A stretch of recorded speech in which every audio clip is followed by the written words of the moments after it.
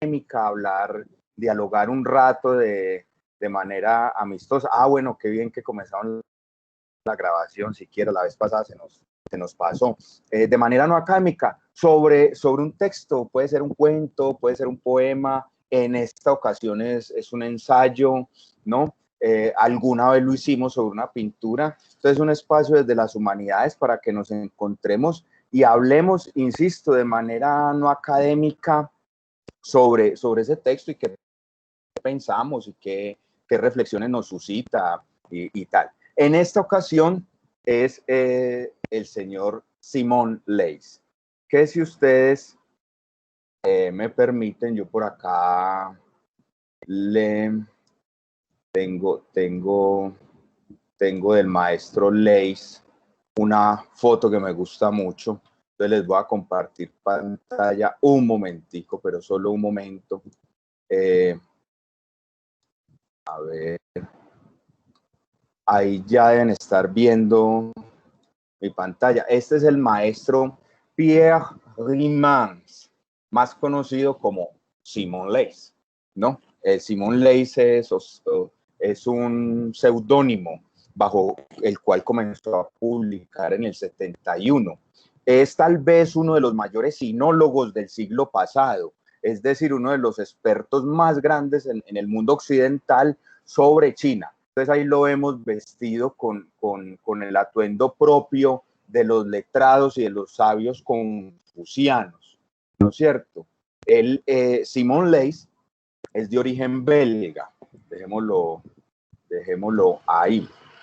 Simón Leys, como les decía, entonces es de origen belga, el maestro. Originalmente fue Derecho, comienza a estudiar Derecho, comienza a estudiar Filosofía en la Universidad de Lovaina. Yo creo que todos, la mayoría de nosotros hemos escuchado de esa universidad. Es un claustro pues famosísimo, sobre todo en estudios de sociología. De esa universidad son egresados los dos colombianos que montaron la Facultad de Sociología en la Universidad Nacional acá en el 70, que eso era pues una cosa rarísima, porque la sociología pues acá no había llegado, y egresados de allá como doctores fueron nada más y nada menos que Orlando Falsborda y esa gran mente que dio Colombia, que tal vez no hemos dado otra así de grande y que por eso mismo estuvo tan equivocado en algún momento de su vida, que fue el cura Camilo Torres. Llegaron de allá doctorados y ellos dos montan la Facultad de Sociología en la Nacional, egresados de Lovaina, donde comienza a estudiar Derecho y Filosofía. En esa época eran las dos juntas, Derecho y Filosofía, ¿no? Un abogado necesariamente creían ellos que era un filósofo, si no esa cosa para ellos no funcionaba. Y a los 19 años le sale un viajecito a China, de esas cosas que le salen a los muchachos, acá en la universidad la famosa visa pasaporte, y entonces los muchachos se meten, hombre, y al joven Pedro Pierre, en esa época todavía, le suena, pues una idita un semestre a China, él no conoce China, quiere conocer eso y se va y queda perdidamente enamorado de ese país y abandona sus estudios de Derecho y de Filosofía y comienza a estudiar pintura y arte y literatura china allá. Listo. Entonces eso lo transforma en uno de los sinólogos, así se llama, de los expertos en China más grandes que tuvimos en el siglo pasado, ¿no es cierto?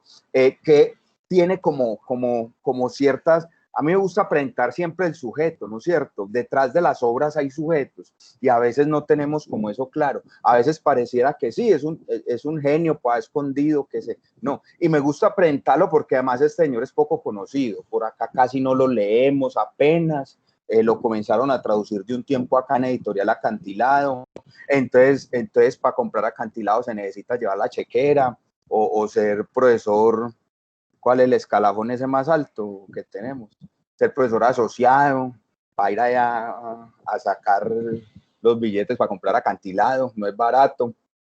Y entonces, como presentar el señor, este señor, como les digo, belga, que se enamora de China y se queda allá, pero es un señor muy curioso dentro del ambiente que uno se mueve o que nos movemos algunos de los que estamos acá, que es ese ambiente pues de la literatura y tal, porque es un señor que no le gustaba sacar a pasear su ego. Y eso entre los literatos es muy raro. Porque nosotros tenemos unos egos así, no caben por las puertas. Tienen que tumbar. Este señor no. Este señor toda la vida fue tímido y fue más que modesto, más que humilde, fue pudoroso. Que eso es muy importante para poderlo entender, porque el pudor es una virtud netamente católica. El tipo fue creyente y católico toda la vida, ¿no es cierto? Y uno quisiera, pues, la mayoría que me conocen sabe que yo no soy creyente, pero uno sí quisiera que hubiera más creyentes y católicos como el señor Leys.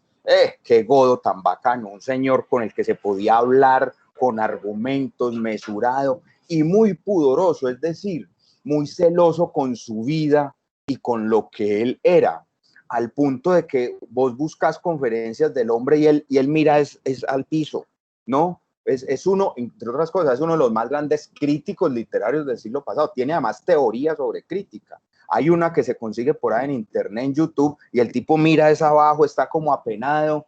En las entrevistas que daba para televisión, él como que se quería meter debajo del asiento, y no era una falsa modestia, él era así, no le interesaba figurar, no le interesaba que lo vieran. Algo, insisto, muy raro en este ambiente en el que nos movemos de la literatura y el arte.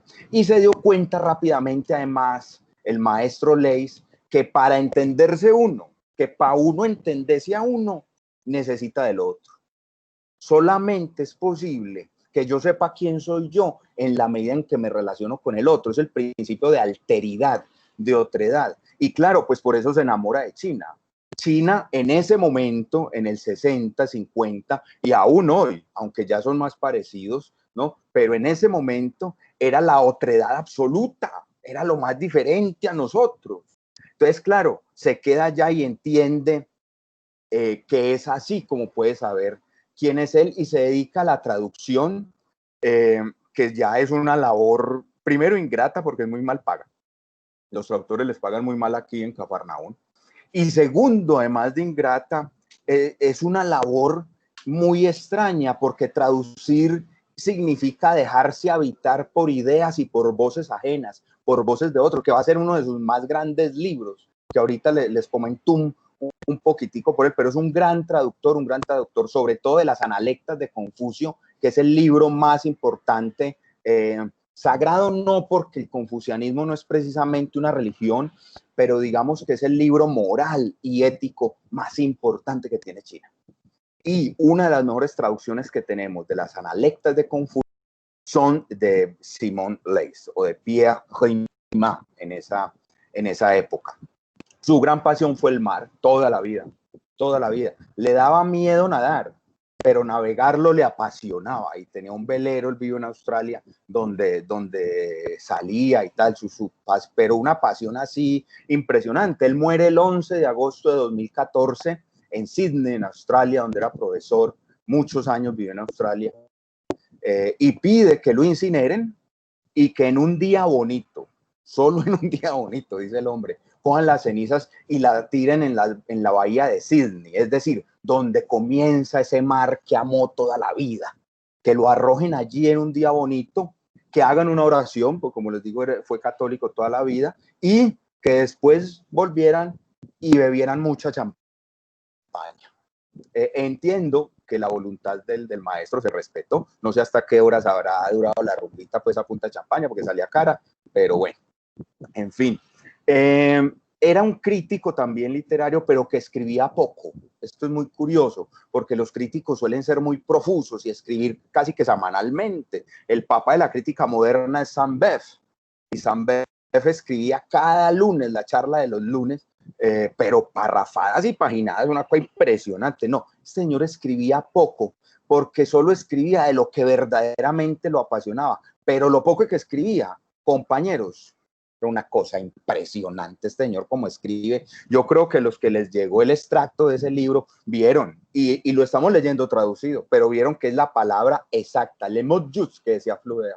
No le sobra nada, corto, agradable, ¿no? Que, es decir, es un tipo que se puede leer perfectamente en 5 minutos, uno en una fila, esperando el bus del Transmilenio, lo que sea, haciendo la fila en el banco, en un momentico. Es agradable de leer y escribe muy, muy bien, al punto que un gran escritor que ha sonado siempre para el Nobel, Milan Kundera, lo envidiaba y lo admiraba, sobre todo un librito que tiene sobre George Orwell, que se llama Orwell o el odio de la política, ¿no? Y ese librito, decía Kundera, ese libro es perfecto, ahí está todo, ahí está todo. Y hubiera querido Kundera escribir ese libro. Una de sus grandes pasiones del maestro Leys fue precisamente esa, George Orwell, por una cosa que él tuvo también, que yo creo que fue por su catolicismo, y eso me parece muy bello a mí, eso me parece muy, muy importante.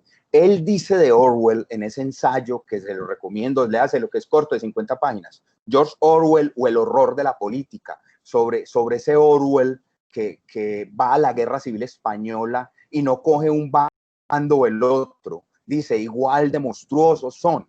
Tanto los republicanos como los monarquistas son igual de horrorosos y de monstruosos. Matan y decapitan y hacen y deshacen. Acá no hay bando para escoger. Cualquier bando es la muerte, dice Orwell. Y se va de España, ¿no? Y sigue denunciando cosas desde Inglaterra, donde era. Y a Leys le impresiona mucho eso y dice que Orwell tenía una honestidad masiva. Es muy curiosa la expresión. Honestidad masiva, es decir, no era de coherencia, porque el problema de la ética humana no es de coherencia, ¿no? Pero Simon Leys decía, Orwell tiene una unidad entre lo que escribe y su obra, que esto es muy raro, se los digo, y los compañeros que están acá que se dedican a la literatura lo saben, es muy raro. Una cosa es la obra, y muchas veces esa obra que es maravillosa no va con la vida. El tipo es horrible, pero la obra es una maravilla. Louis Ferdinand Céline, un francés, nazi, locato, el tipo estaba demente, pero uno se lee Viaje al fin de la noche y llora en las 2 primeras páginas.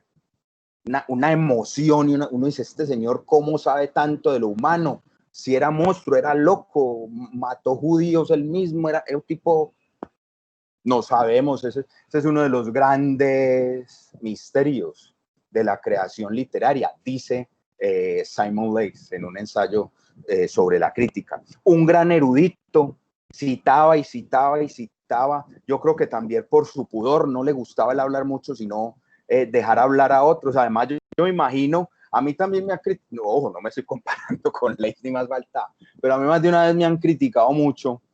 ¿Usted por qué cita tanto? Es que usted no piensa. Pues primero, yo sí le digo, hermano, ¿para qué volver a inventar la rueda? Es decir, si la rueda ya está inventada, mijo, si otro ya lo dijo mejor que uno, más bien hagamos un acto de humildad y démosle la palabra a ese otro que lo supo decir mejor que uno. Que uno andar por ahí chicaneando, mira lo que me ocurrió, ¿cuál se te ocurrió? Eso lo sacaste ahorita que te leíste eso. Entonces, eso tenía Leys, pero además tenía una capacidad. Uno lee los ensayos de él y las citas se leen. No sé si me hago entender. Las citas en muchos libros no se leen. Uno llega y como que ¡pum! Cortan y un párrafo así grandote. No, en Simon Leys se leen. Usted le quita las citas a esos textos y se acabó el texto. Uno las lee de corrido, es decir, es un maestro cirujano hace un injerto y no se nota, y el órgano incluso queda funcionando mejor. Ese es el arte de la cita. Georges Perec, un tipo francés muy importante, poeta, él hablaba del arte citacional, que el arte contemporáneo, dijo, iba a ser el arte citacional. Eso lo tiene Leys. Al punto que hizo un libro que se lo recomiendo, que es una autobiografía de él, que no tiene ni una sola línea. Pues, entonces esto es una cosa bacana. Es una autobiografía de él. Si vos querés conocer quién fue Simon Leys, el profesor Riemann, léase un libro de él que se llama Ideas Ajenas. Puras citas de otros, sobre los temas que más le interesaban a él. No hay una sola línea de allí, pero uno al final siente que conoce quién hizo ese libro. Lo conoce por dentro, lo conoce a profundidad y verídicamente, como dice Jaime Sabines, el poeta mexicano. Es muy curioso, porque es un libro de citas de otros, citas y citas y citas de otros, ideas ajenas se llama, ¿no? Y algo así como antología para lectores curiosos y ociosos, no sé. Yo lo tengo, sino que me olvidó sacarlo acá para mostrárselo. Ideas ajenas, libro maravilloso, porque ya para terminar la contextualización, porque se nos va el tiempo, del maestro Leys, él creía fervientemente que las bibliotecas personales, esas que están atrás y alrededor, son una forma de la autobiografía. El maestro creía que uno viendo la biblioteca de alguien tenía la radiografía espiritual de esa persona, cómo pensaba, qué sentía, qué le gustaba, qué odiaba también. Que en las bibliotecas se podía hacer eso. Claro, puede sonar a un lugar común, claro, pues una biblioteca, pero no crean, ¿no? Alguna vez un amigo venía a la mía y me decía, ¿cómo es que alguien en este pueblo de Cartago tiene esta biblioteca? Y yo le decía, hombre, hermano, eso es un elogio, o vos me estás insultando, pues, decime, porque no queda claro, pero uno siente eso, que si yo conozco la biblioteca de alguien, conozco el corazón de esa persona. Los griegos lo creían. Por eso ninguna polis griega no tenía biblioteca, todas tenían biblioteca, porque era el corazón de la polis para los griegos. Bueno, ahora entremos en materia. Bueno, el seudónimo se lo pone porque es el primero que denuncia la dictadura maoísta. Como es experto en China, en el 71, y él entiende que si publica con el nombre de él, de Pierre Rimand, los intelectuales lo van a boicotear, porque claro, en la época Mao acá era el duro y todo el mundo alababa a Mao.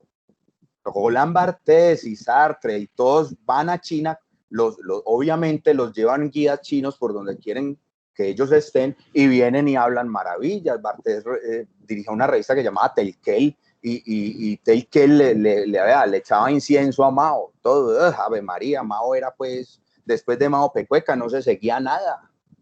Mientras que este señor que conocía China, la había estudiado, él sí ve el horror que hay allá y lo denuncia, y en el 71 saca un libro, que eso fue un escándalo absoluto. Apenas ahora, hace 10 años lo tradujeron, digo ahora, pues hace 10 años lo tradujeron al español, que llama El traje nuevo del presidente Mao, como el traje nuevo del emperador, el cuento de Hans Christian Andersen, que sale en Vole, que hay un niño que dice, vea, el emperador va desnudo.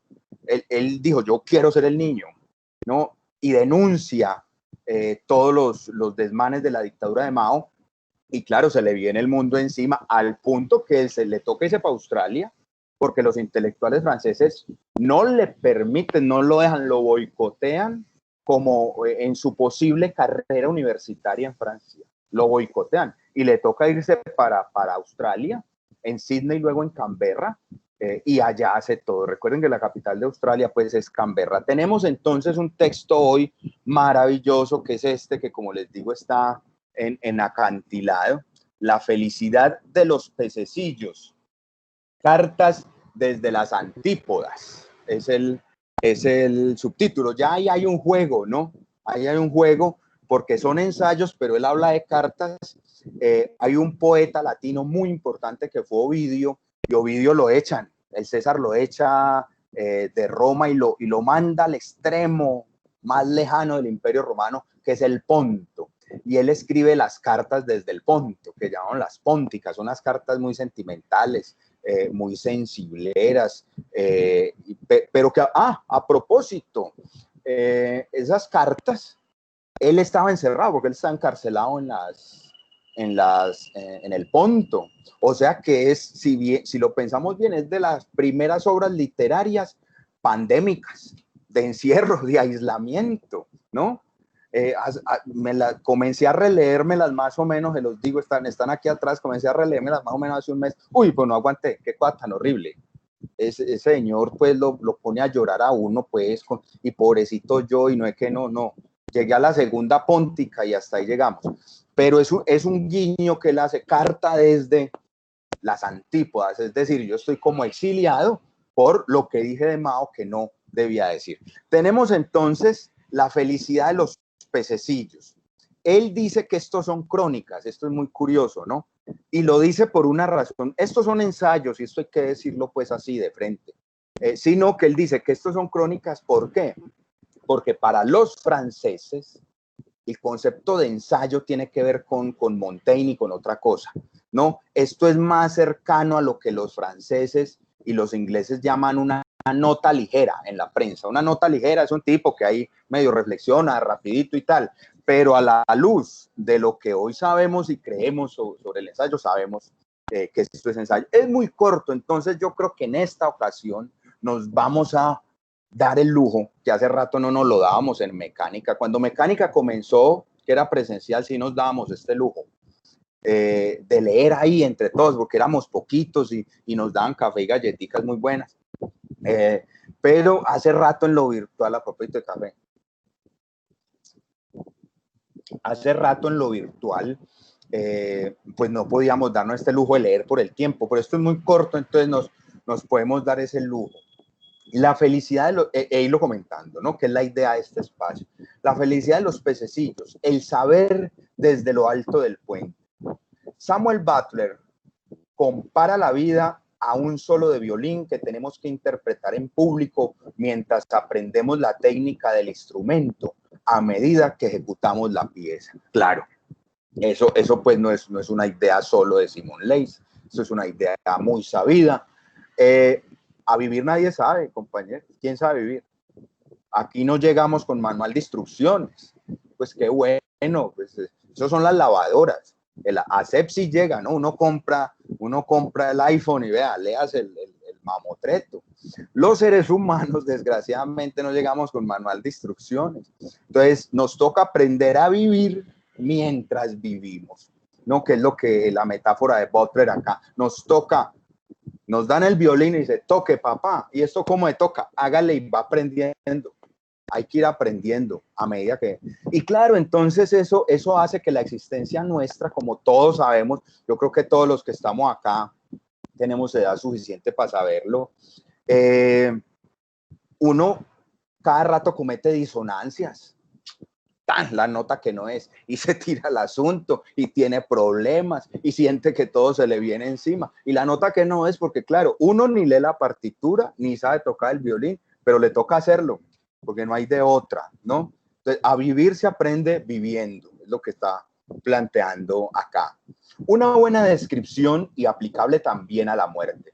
Edmund Knox, antiguo redactor de The Punch, agonizando de un cáncer, observaba graciosamente: lo malo de estas cosas es lo poco acostumbrados que estamos a ellas. No, claro, pues uno no se muere en una vez.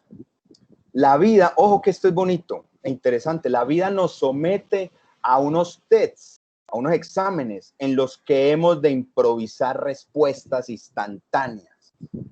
Claro, la vida se sucede y le sucede a uno.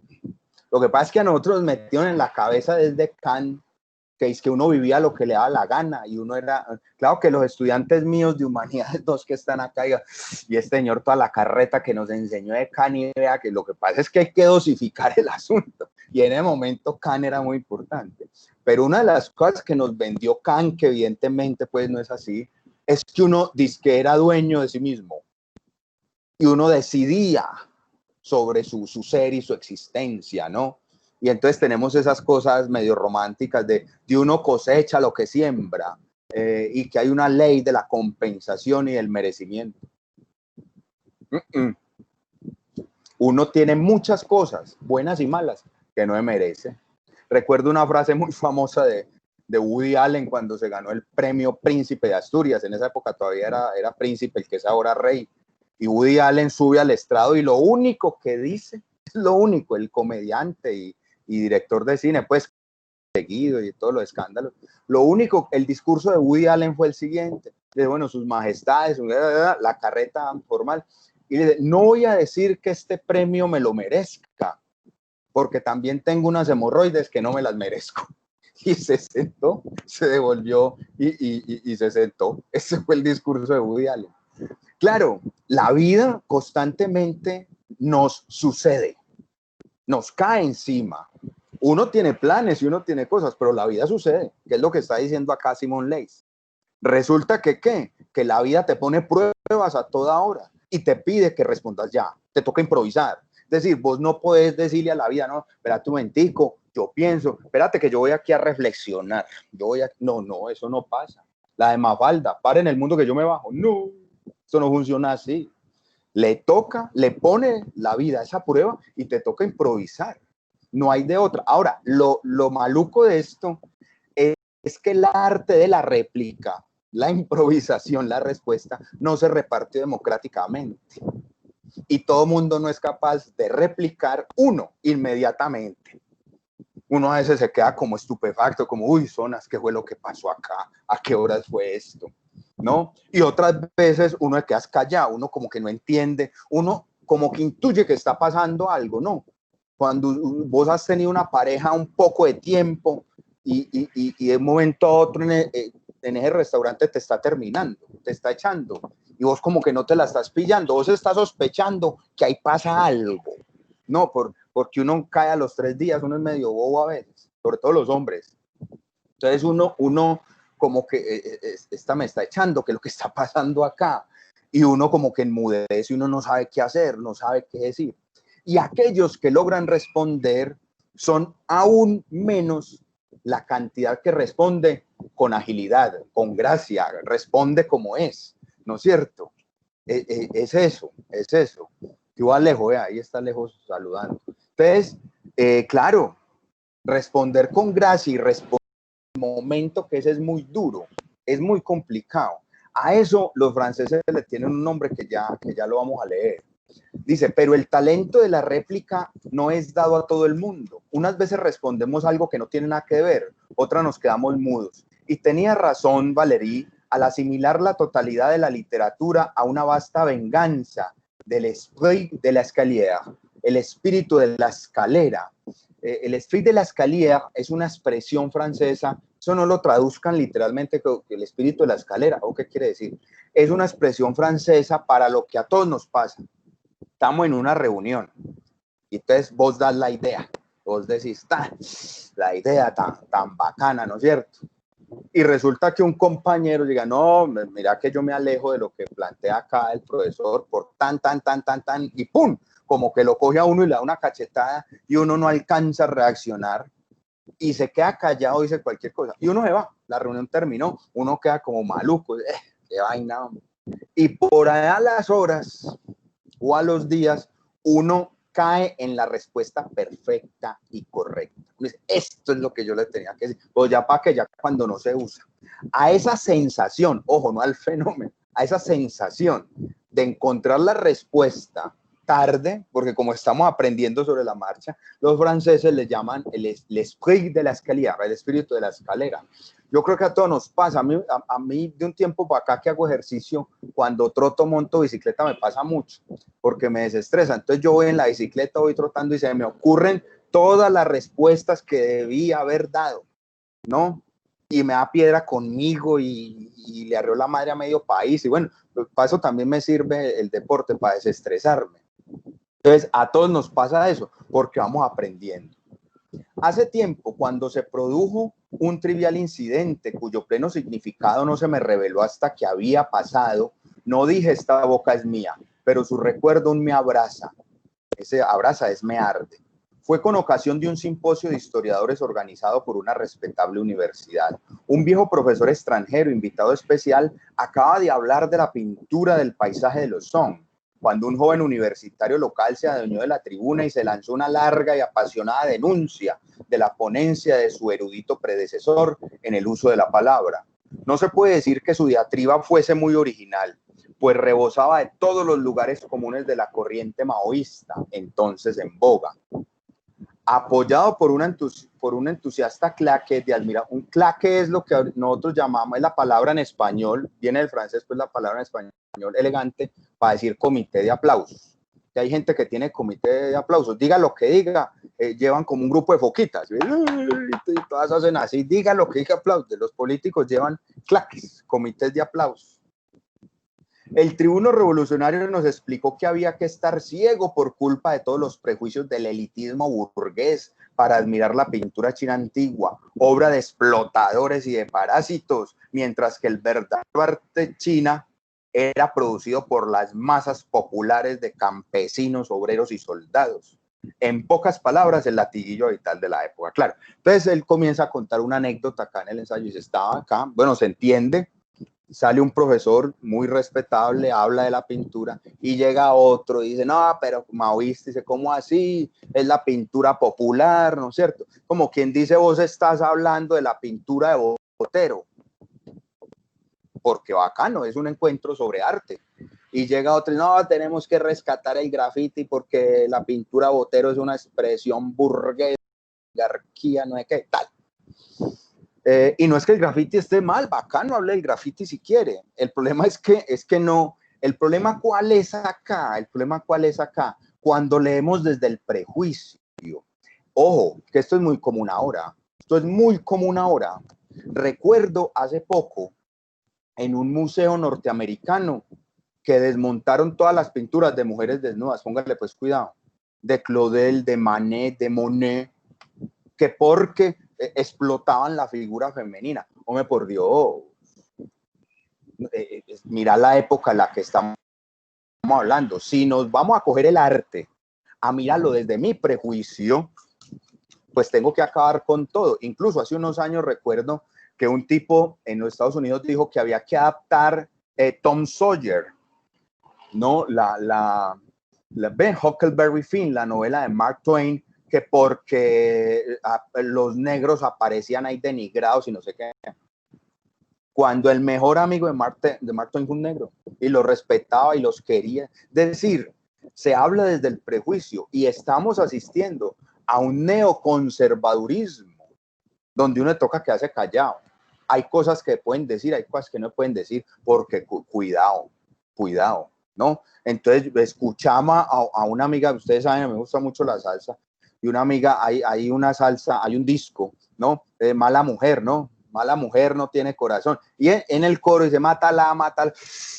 Qué escándalo, por Dios, que ese disco propiciaba el feminicidio.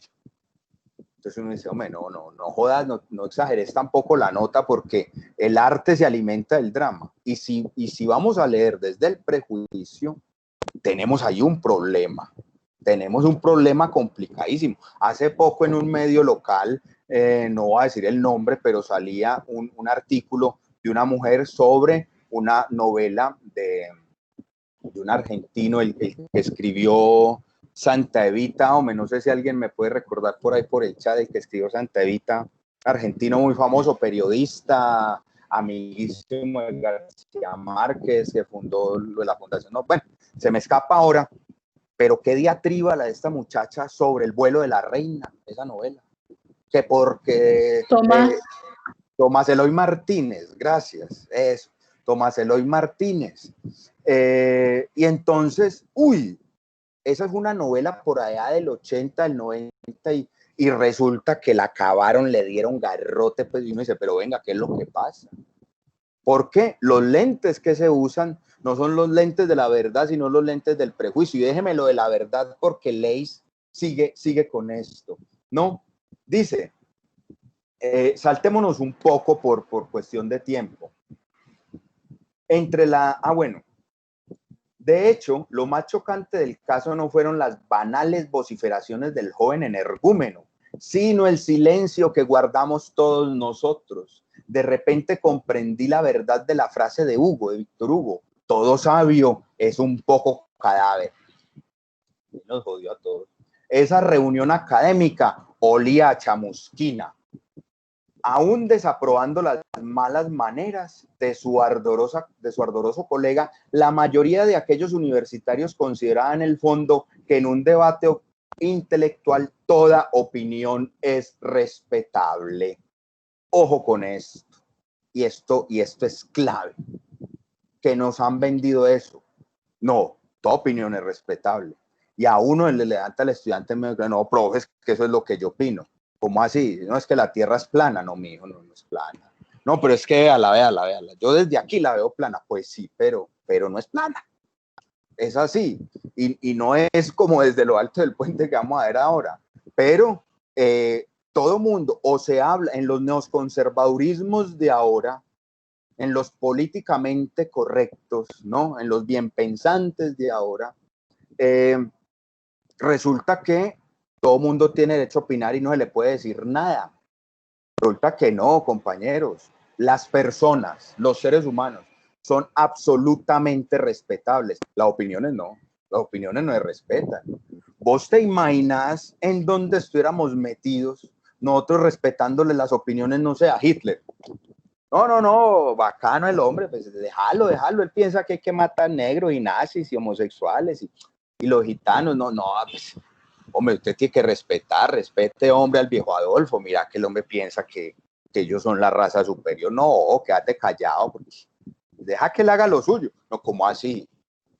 ¿Cómo así, por Dios? No, las opiniones no se respetan. Y comienza a aparecer el problema de este ensayito de la felicidad de los pececillos, porque sigue diciendo, en efecto, lo que el joven ideólogo había proclamado sin provocar la menor refutación, era lo ilegítimo de los juicios de valor. Pero si la verdad no es más que un prejuicio de clase, toda empresa universitaria queda reducida a una farsa absurda. Claro, porque el problema es lo verdadero. Pero lo verdadero, ojo, que aquí viene una cosa interesante, y vuelve a citar a Hannah Arendt al final. Dice, en una carta demasiado poco conocida, Hannah Arendt ha recordado que la verdad no es un resultado de la reflexión, sino una condición previa, su punto de partida. Ojo con esto, que esto es clave porque esto es el centro de este ensayo. ¿Y qué carajos es la verdad? Olvidamos la verdad, cada uno, ahorita resulta que cada uno tiene su verdad, ¿no? Al menos como él la entiende, ¿no? Porque confundimos verdad con prejuicio. Y aquí el problema, confundimos verdad con prejuicio. Todo mundo cree que su prejuicio es la verdad. Y resulta que, como dijo en un bello verso un gran poeta español, Calderón de la Barca, dice, cada quien llama razón a la pasión que lo mueve. Lo mueve el deseo, lo mueve la pasión, como a todos los seres humanos, pero lo enceguece, se le vuelve prejuicio, juzga antes de, y eso hace que no avance. Ojo, la verdad para Hannah Arendt es el punto de partida, es decir, hace que te muevas, porque claro, la verdad no es un punto de llegada, la verdad es algo que vos has experimentado, que llevas dentro, y por tanto obviamente no es universal, ni es preconcebida. Entonces es lo primero, como es mía, en mi experiencia, ¿no? Y en mi sensorium, no es universal ni preconcebida, pero sí es mi punto de partida y permite que yo me mueva. En ese sentido, si la verdad es lo que hace que yo me mueva, lo verdadero será el camino. ¿A dónde lleguemos? No sé. Ay, miremos a dónde lleguemos, ¿no? Recuerdo acá una novela de Carlos Castaneda, Viaje a Ixtlán. Y entonces el maestro, el discípulo, ¿para dónde vamos? Para Ixtlán. Y pasan semanas y meses y nada, que llegan hasta que el discípulo le dice, ¿oíste? Ya enojado le dice, no, ya hermano, ¿cuándo vamos a llegar? Le dice, no, vos no has entendido nada. Ixtlán es el camino, papá, Ixtlán es el camino. Es esto que estamos haciendo, saber llegar, como dice la ranchera. Es eso un poco. ¿Cuál es el problema? Que en Occidente, con Platón, esto habría que ampliarlo más y tal, la verdad se volvió algo universal y externo, es decir, verificable externamente, que estaba allá. Y hemos creído que la verdad es inmutable, no cambia. Y por la verdad no necesita que la defiendan. No es que la verdad es la verdad, eso está ahí, eso se demuestra solo. Imagínate hasta dónde llegamos. Antes de Platón, que esto es lo que rescata Simon Leys, ¿no? Y por eso dice, el prejuicio no te deja mover, la verdad te moviliza, porque la verdad es tu punto de partida interior. Los griegos, antes de Platón, esto de los asistentes yo creo que muchos lo saben, verdad en griego se decía aletheia, ¿no? Aletheia, con TH. A significa sin y leteo significaba olvido. ¿no? El río Leteo que había antes del Hades. Entonces, el alma pasaba por el Leteo, por el olvido, olvidaba su ser mortal y se volvía inmortal.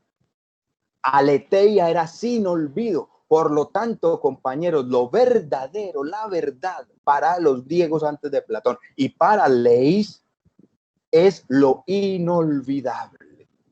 Una caricia, un gesto, un sabor, un olor, algo que te conmovió profundamente. Para los psicólogos que están acá, la verdad tiene que ver fundamentalmente con la emoción, porque es lo inolvidable. La verdad no es algo que está afuera, la verdad no es algo que vos cargues en la maleta y a lo que vos puedas llegar, no, ¿cómo te ocurre? La verdad es algo que vos llevas dentro, porque es desde tu experiencia. Vos vas a una fiesta y me decís, uff, esa sí fue una fiesta de verdad. Claro, pero eso no quiere decir que las demás fueron de mentiras. Eso fue de verdad para usted. Hay para los que estén aquí que nos guste la salsa, un salsero que murió esta semana, Cano Estremera, tiene un disco muy famoso que yo creo que todos lo hemos escuchado, lo han escuchado. Se llama Viernes Social. Y habla de un muchacho, una muchacha que se conoce en una discoteca, dicen esa noche, y dice, y es muy bonito, porque él dice, ella me compartió su sufrimiento, yo le compartí mi soledad, ella me dijo que me amaba y yo le dije que también la amaba, y se amaron esa noche, y se fueron pues para un motel y no sé qué, y él viene, la deja en el carro, y bueno, y dice, nos despedimos con frases muy usadas y hasta luego. Ahora, lo que pasó esa noche fue verdadero. Por eso el cantante dice, y lo dice tan bellamente, a pesar de ser salsa, y Cano Estremera era medio loco porque tuve la disfortuna de conocerlo.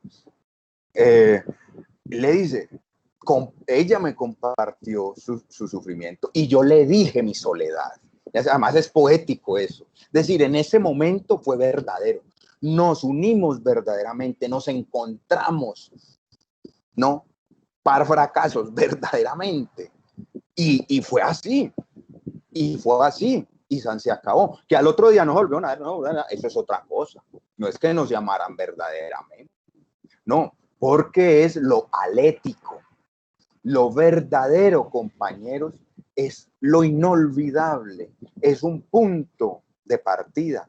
Por eso, los griegos, que es uno de los grandes problemas que tenemos en Occidente, el gran dilema moral y la gran debacle ética de nuestra época no consiste en que los valores cambiaron y que no es carreta, eso es verbo de monja vieja, mijo, para que el cura eche allá, bueno, y él vive de eso.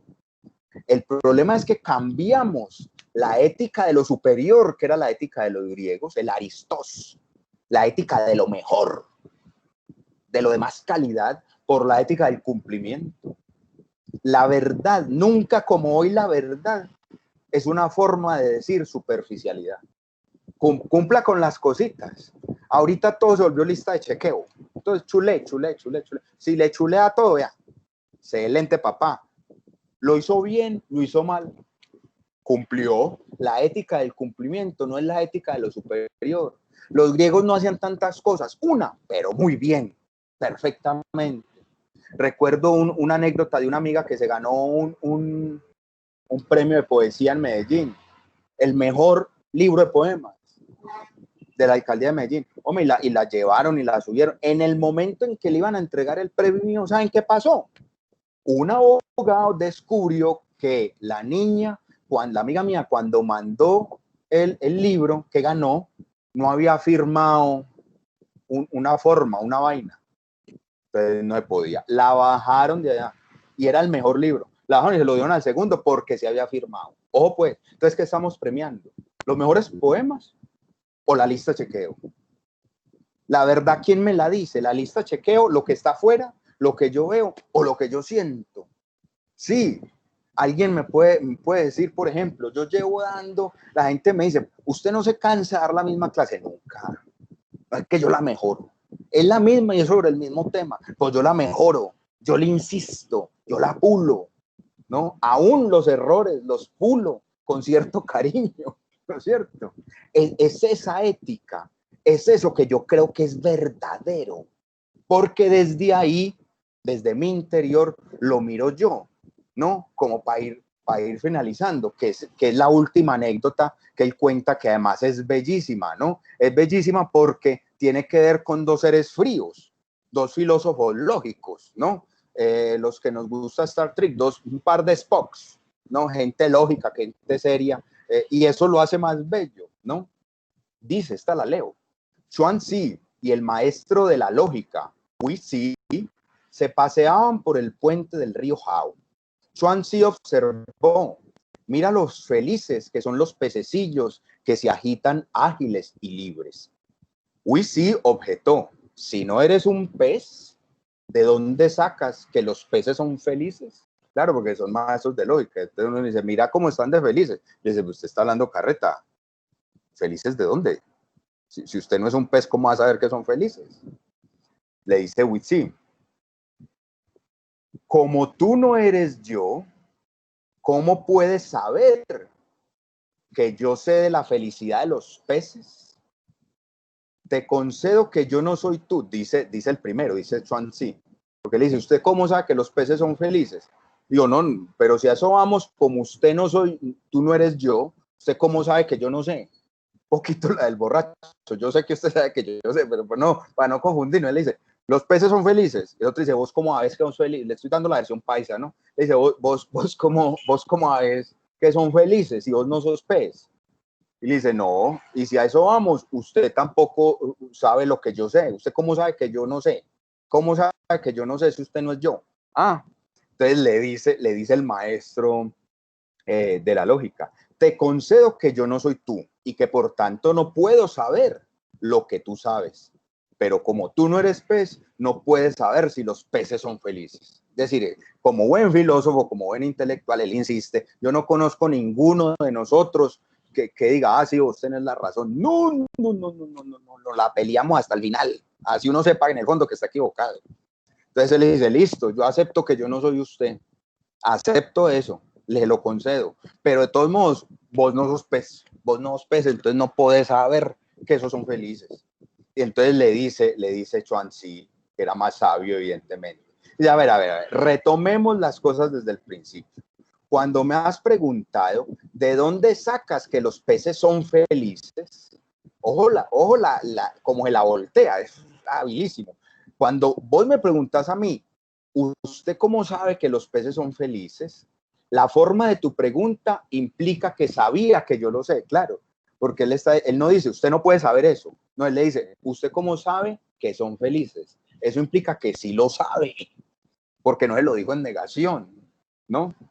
Entonces, la forma misma de tu pregunta implica que sabías que yo lo sé, pero ahora, si quieres saber de dónde lo sé, es decir, desde dónde sé yo que son felices, y él le dice, pues lo sé desde lo alto del puente. Así de sencillo. Porque como la verdad es interior, ¿vos por qué crees eso? ¿Desde dónde lo ves tú? Desde lo que yo he estudiado, desde lo que yo he vivido, desde lo alto de mi puente. Desde ahí hablo yo. Es así de sencillo. Y eso me permite entonces, ¿qué? Dialogar, moverme, porque es una verdad. Mire que Chuan-Tzu no le dice, no. El otro es el que tiene el prejuicio en los ojos. Y dice, vos no puedes, de entrada le dice que no, de entrada dice, vos no puedes saber que son felices. Imposible. Y el otro, que tiene la verdad, no el prejuicio, esa cosa interior desde donde parte, le dice, no, venga y dialoga y lo va llevando. Y le dice, ahora, si la pregunta es, ¿desde dónde sé yo que son felices? Pues yo lo sé desde lo alto del puente, desde mi experiencia, desde mi vida, desde mis lecturas, desde mi estudio. Es decir, no le dice, los peces son felices absolutamente y no hay manera de que no sean felices. No, pilas con eso. Él no lo hace. En últimas está diciendo, puede que no sean felices. Puede que yo no sepa por qué son felices. Pero yo estoy hablando desde aquí, es decir, lo propio del hombre y de la mujer que se mueven desde lo atlético, desde la verdad. Ojo, que no es la sinceridad. Ojo, que no es la sinceridad. Mucha gente confunde incluso la sinceridad con irrespeto. Mucha gente es que yo soy muy sincero y van por ahí ofendiendo a la gente. Lo propio del hombre y la mujer verdaderos es la autenticidad, no la sinceridad. Ser ellos mismos. La sinceridad a veces es una máscara, la autenticidad nunca. Ser uno auténtico. Una frase que me encanta de mi maestro Montaigne, ¿no? Le plus grand art, rester soi-même. El más grande arte que puede existir. Ser uno mismo, permanecer, ese reste es permanecer fiel a mí mismo, permanecer fiel a lo que yo soy. Lo verdadero tiene que ver con la autenticidad, no con la sinceridad, porque como les digo, es una emoción, es algo de lo que yo parto y que me ayuda a caminar, ¿no? Este Simón Leys, ahí se los presento, ahí se los dejo, ojalá lo lean más, lo busquen, ya se consigue por acá en las librerías y tal. No sé si alguien quiera decir algo en los últimos minutos que nos quedan. Me emocioné, creo que me pasé incluso de la cuenta. No sé si alguien quiera decir algo. Oh, muchas gracias, Cristian. Fabuloso. Ah, bueno, Luciano, no, muchas gracias a vos por asistir, ¿no es cierto? Esto, insisto, es un espacio. Buenas, Es un espacio, profesor, pues, ¿cómo está? muy bien. Cristian, dígame cómo es el nombre del libro. Se llama La felicidad de los pececillos, doña Rosalba. Véalo acá. Ay, tan lindo. Es chiquitico, vea. El hombre Ay, escribía sí. cortico. Una maravilla de hombre, muy auténtico, fiel a sus convicciones, fiel a sus creencias, a su religión. Su esposa de toda la vida, Han Fan, ¿no? Pues nada, siendo así, yo les agradezco la insistencia, la resistencia, la comprensión, pues, seguir a pesar, pues, de la virtualidad y tal, de no vernos, seguir insistiendo, pues, en el espacio que, como les digo, no tiene nada de académico, es simplemente conversar alrededor de él.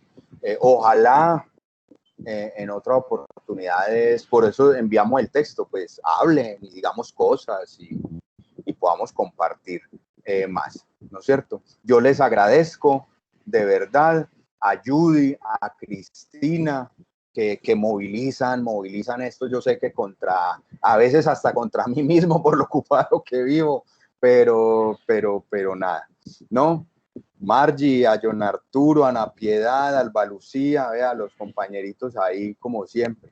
Qué Saludos bien, y muchas gracias, Cristian. Dale, John, a vos muchas gracias por la asistencia. Muchas gracias. Muchísimas Gracias, gracias a profe. todos por haber participado. Gracias, Cristian. Cristian, aquí en el chat Alejandro comenta que dice, cuidado, neoconservadores, neoimperialismos, dictaduras de lo políticamente correcto. No sé, de pronto Sí, fue... era de lo que hablábamos. Yo vi en ese momento, porque yo tengo el chat acá, incluso después puse una frase de Séneca, ¿no? Con quien comienza la literatura española. No, la verdad es verdad para la gente común, falsa para los sabios y útil para los poderosos. Es que fue después de Platón, ese tipo en eso sí hizo cosas muy importantes, pero creo que con la verdad sí se tiró este parche. Se tiró el parche por no utilizar otra expresión, porque estamos grabando. No sé, ¿quién está grabando para que entonces... Sí, Cristian, yo estoy grabando. Finalizarla. Sí. Ah, vale. Finalizarla esta. De todos modos, como les digo, les agradezco. Un abrazo virtual y de corazón para todos. Gracias, Nos Cristian. vemos en un mes. A ustedes, Cris, a ustedes. Muchísimas gracias a Como todos por haber siempre. participado de Mecánica Cuántica. Nos veremos entonces el próximo mes. Les estaremos enviando la invitación para nuestra próxima. Muchas gracias, Dios les bendiga. Gracias, Cristian. De nada, con mucho gusto. Gracias, Chao. gracias. Gracias, feliz tarde. Feliz tarde. Feliz tarde para todos. Muchas gracias. Hasta luego, feliz tarde. Hasta luego, gracias. Buen fin de semana. Gracias. Gracias a la UTP también. Acá está la UTP. Gracias, Claudia.